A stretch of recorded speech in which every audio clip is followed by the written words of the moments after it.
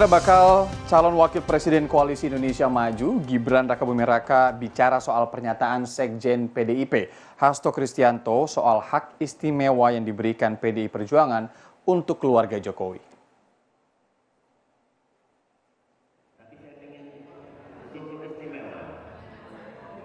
Gibran Rakabuming-Raka kembali menyatakan sudah minta izin PDI Perjuangan untuk ikut pemilihan presiden. Gibran mengaku tak ingin memperpanjang masalah dengan membuat pernyataan yang dianggap tidak perlu. Dalam waktu dekat, Gibran juga akan bertemu Ketua DPC PDI Perjuangan Kota Solo untuk membahas soal kartu anggota PDIP.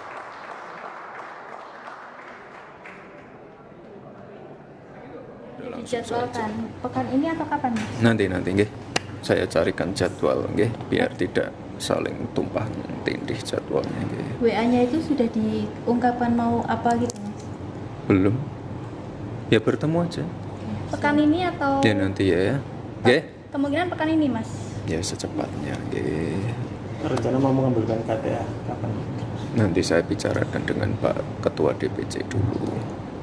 Pak Hasto kemarin menyinggung terkait keluarga Pak privilege dan keluarga Pak Jokowi ternyata mendapat privilege dari PDIP ternyata tapi meninggalkan PDIP. Tanggapannya seperti apa sih, Mas? Ya itu monggo saya kembalikan lagi ke Pak Hasto. Informasinya juga sudah mendapat sanksi tertutup ya, Mas? Teman-teman media, kan saya sudah berkali-kali bilang, kira-kira 2 minggu yang lalu saya sudah ketemu Mbak Puan dan Pak Arsyad. Beliau berdua sudah memberikan saya izin untuk ikut berkompetisi. Itu ya, nggak perlu saya ulang-ulangi lagi. Saudara, hubungan keluarga Jokowi dengan PDI Perjuangan dikabarkan kian memanas setelah putra sulung Presiden Jokowi, Gibran Rakabuming-Raka, melenggang ke Pilpres 2024 sebagai bacawa pres Prabowo Subianto. Benarkah keretakan hubungan keduanya semakin tegas? Kita akan bahas langsung bersama analis komunikasi politik UIN Syarif Hidayatullah, Gun-Gun Herianto. Mas Gun-Gun, selamat sore. Jadi Mas Gun-Gun, sebelum membahas soal panasnya atau memanasnya hubungan Jokowi dan PDIP, apa yang bisa Anda baca dari undangan dan juga pertemuan Presiden Jokowi bersama 3 baca pres siang tadi?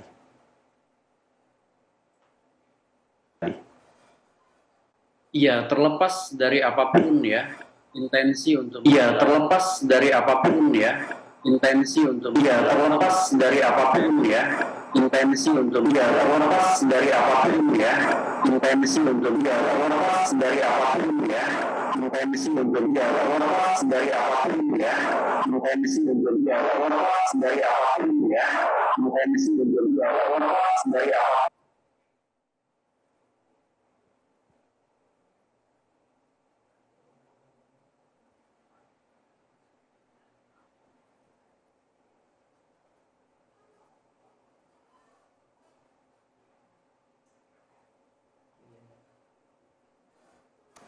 Ya, Mas Gun-Gun, maaf saya tidak bisa mendengar suara Anda terlalu jelas, mungkin karena sinyal juga. Kalau terkait dengan pertemuan tadi siang, apakah ini salah satu cara Presiden Jokowi itu sendiri untuk meng-counter narasi-narasi negatif yang mencuat setelah putusan MK kemarin yang juga berhubungan terkait dengan Gibran menjadi bacawa pres Prabowo, Mas Gun-Gun?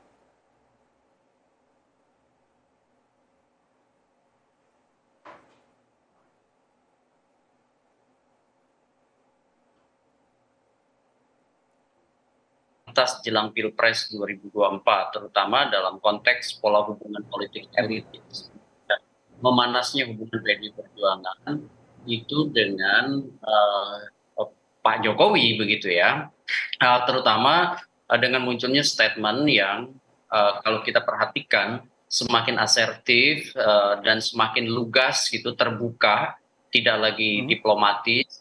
Dan itu nampak ya disampaikan. Kalau kemarin itu second layer, sekarang sudah mulai masuk ke elit-elit utama seperti misalnya Pak Sekjen PDI Perjuangan.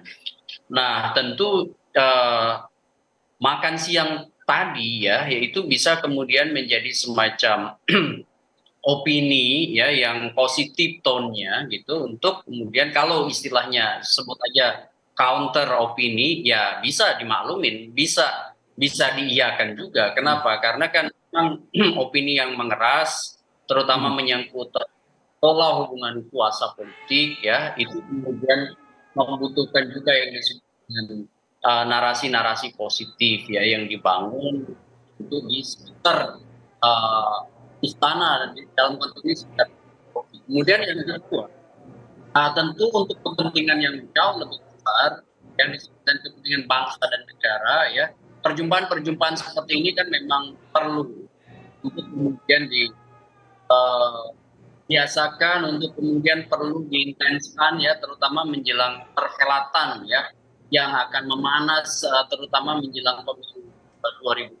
Bagaimanapun kita sama-sama memahami bahwa rivalitas yang tentu dipicu ya oleh perbedaan kongsi-kongsi politik itu memerlukan mitigasi-mitigasi. Oleh karena itu politik kebangsaan menurut saya mengharuskan presiden itu juga memberi ruang yang sama capres yang berkompetisi. Sebut aja misalnya 3 poros yang kemudian melahirkan 3 calon, itu harus sama-sama kemudian ditempatkan dalam posisi yang sama sebagai kompetitor yang selevel, atau ada equality ya, ada proses yang kemudian memastikan bahwa mereka bisa bertarung itu dengan demokratis, dan presiden kemudian tidak terlalu masuk apalagi kemudian berpotensi menggunakan instrumen-instrumen kuasanya untuk memenangkan satu di antara pasangan yang kemudian bertarung di Pilpres 2024. Tapi Mas Gun Gun, apakah makan siang aja cukup nih untuk mengcounter narasi-narasi tersebut? Karena ada juga narasi yang kemudian berkembang ini kan terkait dengan dugaan penggunaan aparat negara, kemudian juga Gibran yang dianggap melenggang secara mudah begitu. Apakah makan siang aja cukup? Atau Presiden sebenarnya harusnya melakukan sesuatu yang lebih konkret misalnya terkait dengan mengcounter narasi-narasi? Ya jelas ya tidak cukup. Ini kan hanya ekspresi simbolik ya. Makan siang itu ekspresi simbolik, soal belum tentu juga kan besok lusa kemudian kebijakan seorang Jokowi ya, bukan dalam kapasitasnya sebagai politisi, tapi dalam kapasitasnya sebagai kepala negara dan kepala pemerintahan yang harus kemudian mengedepankan politik kenegaraan, yang harus kemudian memastikan bahwa tidak ada penggunaan instrumen-instrumen kekuasaan yang kemudian lebih menguntungkan salah satu pasangan. Kenapa? Karena itu kalau kemudian masuk ke area situ akan ada muncul yang disebut dengan abuse of power gitu ya. Yang itu kemudian harus betul-betul dihindari. Kenapa? Karena publik menurut saya akan kritis ya. Terlihat dari misalnya kemarin bagaimana misalnya reaksi publik misalnya atas putusan Mahkamah Konstitusi misalnya ya, kemudian bagaimana misalnya kekhawatiran publik atas politik kenegaraan yang dipraktikkan yang bisa kemudian terdistorsi begitu ya oleh soal afiliasi politik yang kemudian bisa berpotensi untuk kemudian mengganggu, bisa berpotensi untuk menggoda ya terutama presiden yang berkuasa untuk kemudian di tengah atau pusaran rivalitas antar pasangan calon yang berkompetisi. Makanya kemudian makan siang saja tentu tidak cukup, bahwa ini betul ya menurunkan tensi dan punya peluang untuk membangun harmoni melalui hubungan di antara mereka yang berkompetisi di Pilpres, tetapi kan dimensi elit saja tidak cukup. Ada butuh political will, dan bukan hanya goodwill tapi political will untuk memastikan bahwa seluruh instrumen, seluruh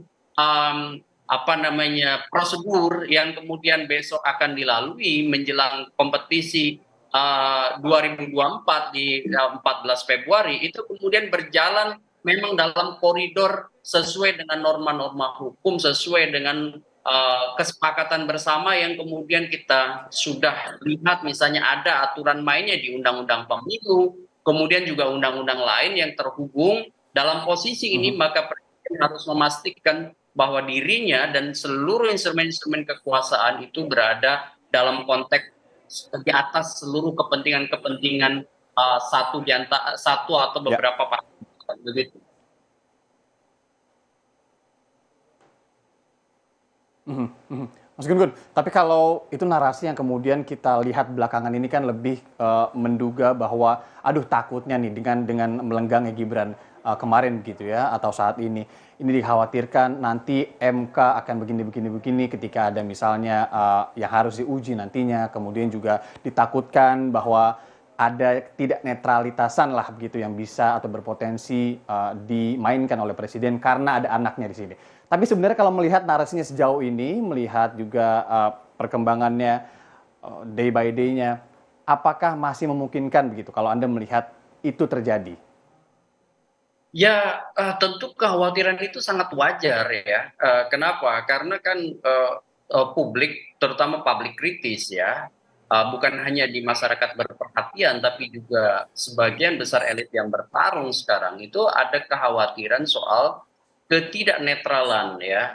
Ada kekhawatiran soal terlalu masuknya instrumen kekuasaan ke ranah kontestasi elektoral, terutama yang partisan.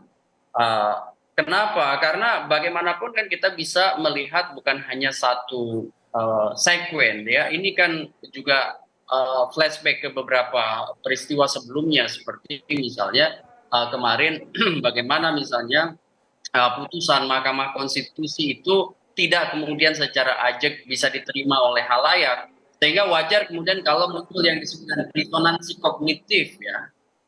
Misalnya ada keberbedaan antara apa yang dipikirkan dengan yang diharapkan, sehingga kemudian wajar kalau muncul skeptisme, dan skeptisme itu agak cukup riskan.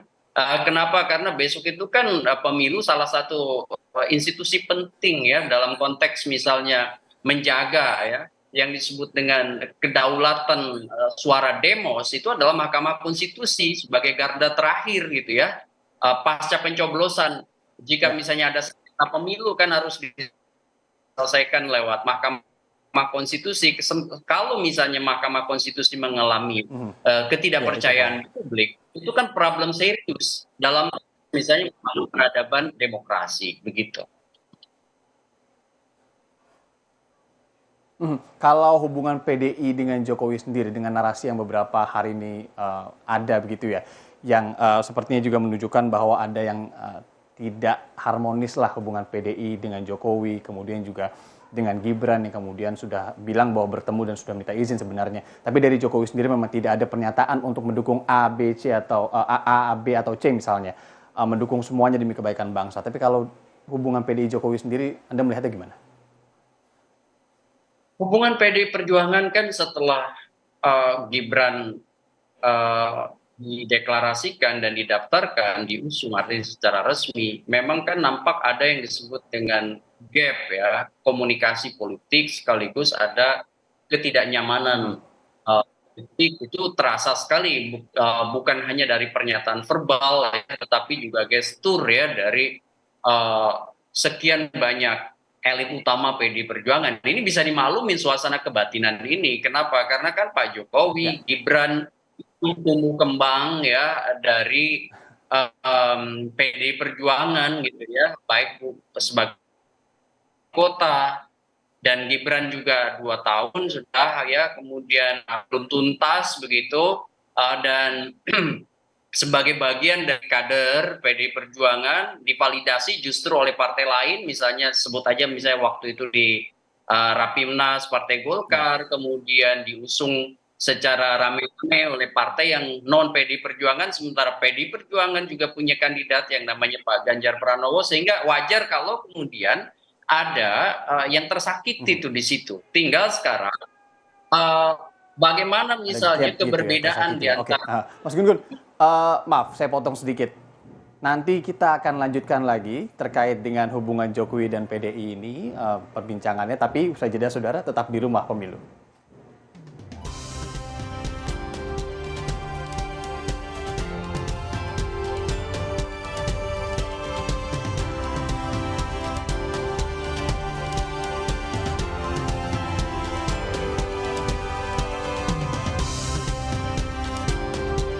Komunikasi Politik UIN Syarif Hidayatullah, Mas Gun-Gun Herianto. Mas Gun-Gun, tadi terakhir kita sedikit banyak bahas soal hubungan Jokowi dan PDIP saat ini.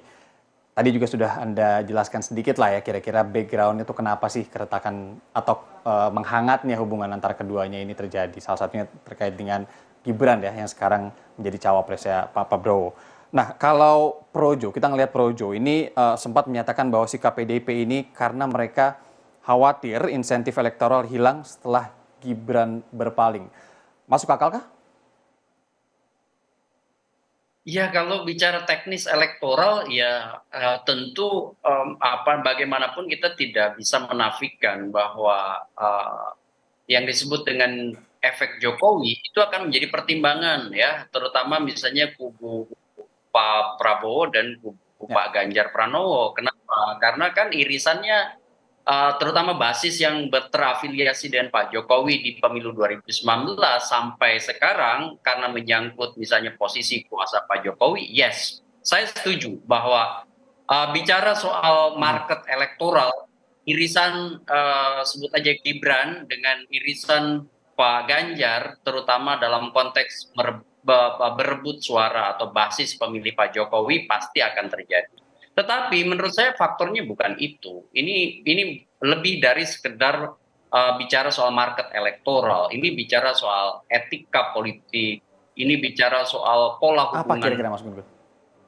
Oke. Ya, karena kan bagaimanapun etik ya dalam konteks pola hubungan kuasa, misalnya kader dari sebuah partai dengan misalnya sebut aja partai yang bersangkutan sudah mendeklarasikan capresnya, sementara misalnya membutuhkan yang disebut dengan soliditas internal sekaligus ya daya dorong dari seluruh kekuatan partai, terutama kekuatan utama, karena bagaimanapun kan bagi PD Perjuangan kehadiran Pak Jokowi itu menjadi salah satu kekuatan utama ya sebagai kader yang kebetulan menjadi presiden terpilih di 2 kali pemilu 2014-2019, sehingga tentu ini harusnya diharapkan menjadi insentif elektoral bagi PD Perjuangan.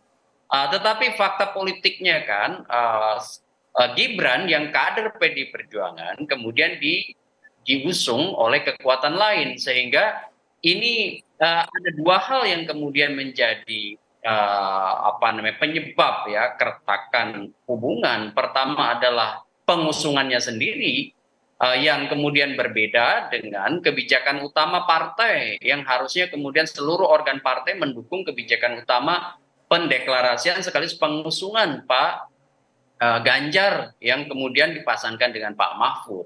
Nah, yang kedua tentu berkonsekuensi juga pada pola hubungan dinamis pasca deklarasi gitu ya. Kenapa? Karena kan ada upaya untuk misalnya memenangi basis, terutama untuk Pilpres di 2024, sekaligus juga dalam konteks kekuasaan, karena bagaimanapun PDI Perjuangan sekarang adalah bagian dari tulang punggung utama juga pemerintahan Pak Jokowi, atau sebut aja backbone ya.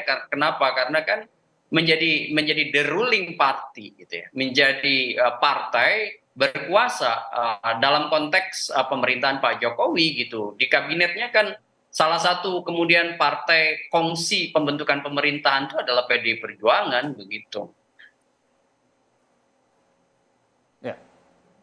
Sampai ke tahap Anda melihat kalau narasi-narasi atau komunikasi dilihat dari sisi komunikasi politik ini sampai ke tahap PDIP ini sakit hati nggak sih ke Jokowi?